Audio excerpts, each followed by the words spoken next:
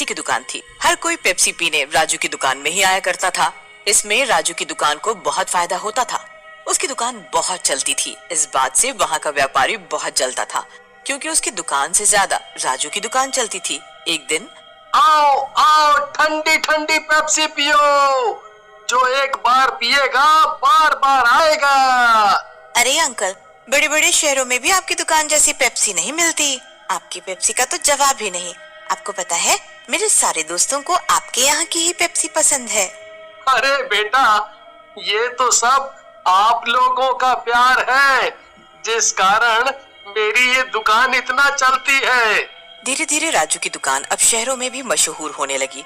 राजू की एक बेटी थी, गोरी, जो रोज स्कूल की छुट्टी होने के बाद अपने पापा की दुकान में हाथ बटाने को आती थी। राजू की बेटी बहुत सीधी थी। पापा, मैं आ गई। अरे वाह, मेरी प्यारी बेटी आ गई। खाना खा लिया? भूख तो नहीं लगी ना? भूख लगेगी तो बता देना, ठीक है? नहीं पापा, मैं घर से खाना लाई हूँ। चलो बढ़िया, चलो तुम यहाँ पे बैठ जाओ, और कुछ भी चाहिए हो तो बता देना, ठीक है? ठीक है पापा। एक दिन व्यापारी ने राजू की बेटी को उसके स्कूल के रास्ते से अगवा करने का सोचा, पर गांव के लोगों की भीड़ के कारण वो नाकाम रहा। राजू और उसकी बेटी रोज की तरह दुकान बंद करके घर जा रहे थे। तभी शहर से कुछ लोग एक बड़ी सी गाड़ी में आते हैं और राजू को रोककर बोलते हैं, अरे भैया, ये पेप्सी की दुकान कहाँ है? भैया, अब तो दुकान बंद हो गई। अरे भैया, हम तो शहर से आए हैं खास पेप्सी पीने के लिए। सुना है आपके यहाँ की पेप्सी पूरे इलाके में मशहूर है।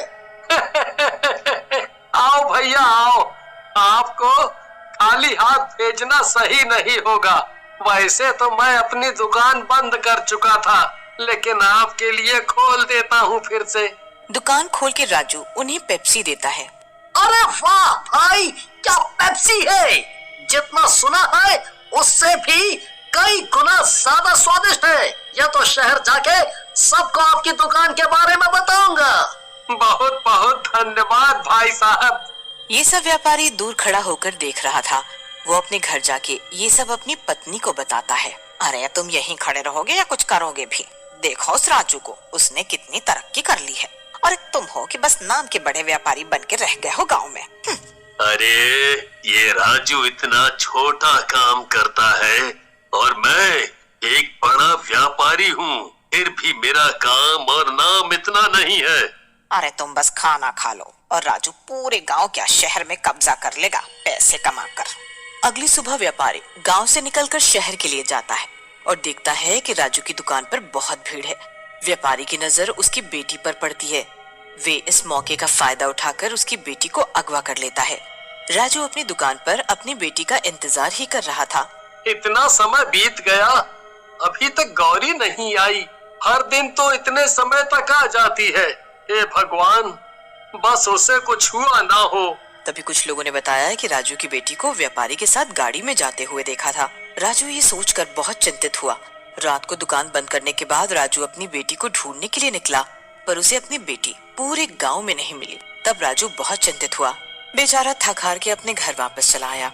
अगले दिन राजू ने सुबह गांव के सभी लोगों को इस बारे में बताया, पर गांव के लोगों ने कोई सुझाव नहीं दिया। बेचारा राजू अपनी दुकान की ओर चला गया। राजू दुकान खोल रहा था, तभी सेठ वहाँ आता है और बोलता है, तेरी बेटी मेरे पास है। मालिक, मालिक, हम लोग तो बहुत गरीब हैं, हमें छोड़ दो। हमने क्या गलती कर दी है?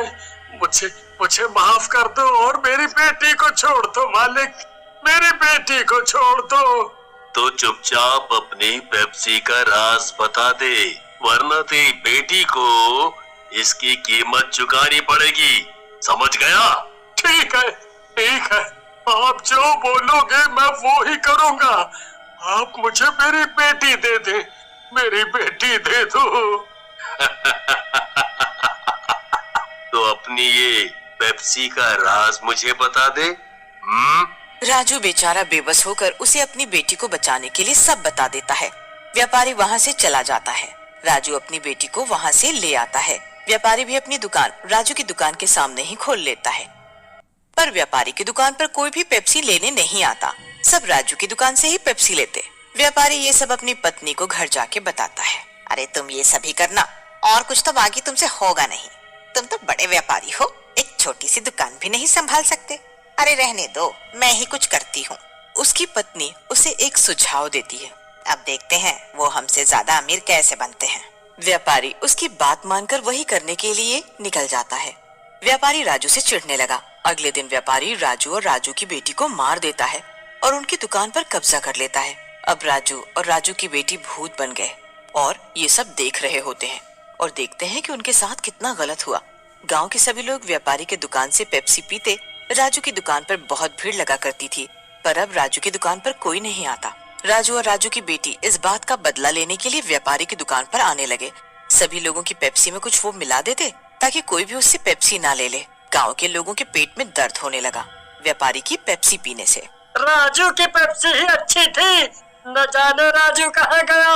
काफी दिनों से राजू और उसकी बेटी गौरी नहीं दिख रही। दोनों ठीक तो है ना, पता नहीं कहाँ चले गए।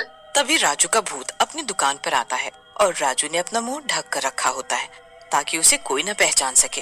राजू आवाज मारता है, आओ आओ ठंडी ठंडी पेप्सी, आओ चले आओ आओ आओ। गांव के सभी लोग उसकी दुकान पर पहुंच जाते हैं। व्यापारी ये सब देख के सोच में पड़ जाता है। अरे इन गांव के लोगों को कैसे बताऊं कि इन दोनों बाप बेटी को तो मैं कब का मार चुका हूँ, तो ये वापस कैसे आ सकते हैं। व्यापारी की दुकान पर राजू की बेटी जाकर अपना जादू करने लगती है। उसकी दुकान पर जो कोई भी आता वो उसको मारती। वे डर के भाग जाता। व्यापारी इस बात से परेशान होकर अपने घर जाता और रात ज्यादा हो गई थी। राजू और उसकी बेटी का भूत व्यापारी को डराने के लिए उसके आगे पीछे घूम घूम कर उसे डरा रहे थे। अरे अरे मुझे छोड़ दो राजू भैया। राजू राजू मुझे माफ कर दो। मुझे मेरी गलती सुधारने का एक मौका दीजिए राजू भैया, एक मौका दीजिए। हम भी ऐसे ही तड़प रहे थे, लेकिन तूने हमारी एक नहीं सुनी। तेरी दुश्मनी मुझसे थी ना, तेरी बेटी ने तेरा क्या बिगाड़ा था, बोल। तुझे तो मरना ही पड़ेगा। नहीं राजू भैया, मुझ पर दया करे, मुझे जाने दो, मुझे जाने दो राजू भैया, मुझे जाने दो। वो उसे बहुत मारता है और वो गिरते पड़ते अपने घर पहुंच जाता है। व्यापारी घर जाकर ये सब बात अपनी पत्नी को बताता है।